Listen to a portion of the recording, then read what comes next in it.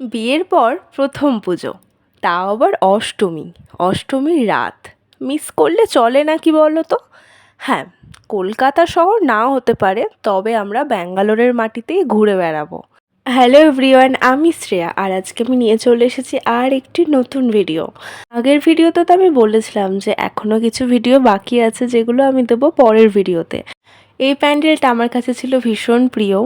বাইরে তোমরা দেখে নিলে প্যান্ডেলটার নাম ছিল কিন্তু মুক্তি। আসো আসো, চলো তোমাদের একটু দেখাই ঘুরিয়ে কেমন হয়েছে এই মুক্তি থিমটা। আমি তো ঢুকেই প্রথমে একটু হাওয়া খেয়ে নিচ্ছিলাম, তারপর আমার বরমশাই আবার দেখছি মই বেয়ে ওপরে উঠে যাচ্ছে। তো যাই হোক, এই হলো মুক্তি থিমটা, ভীষণ সুন্দর হয়েছে কিন্তু। হ্যাঁ, এটা হয়তো হতে পারে কলকাতা শহরে প্রত্যেক অলিগলিতে এমন প্যান্ডেল রয়েছে, কিন্তু ব্যাঙ্গালোরে নেই ভাই। ব্যাঙ্গালোরে হাতে গোনা কয়েকটা সুন্দর সুন্দর প্যান্ডেল আছে, আর সেগুলোর মধ্যে এটা আর একটা। যা যা প্যান্ডেল দেখেছি সব থেকে ভালো হচ্ছে এটা। এই যে এই প্যান্ডেলটার থিমটার নাম দেওয়া হয়েছে মুক্তি, যেটা সব থেকে ভালো লাগলো এতক্ষণে।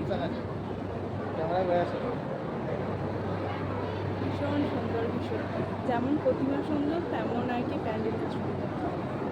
আমি তো সেই মণ্ডপেই রিভিউ দিয়ে দিয়েছিলাম। তো যাই হোক, এরপর আমরা আর একটা ঠাকুর দেখে নিয়েছিলাম, সেখানে যদিও বন্ধ হয়ে গিয়েছিল।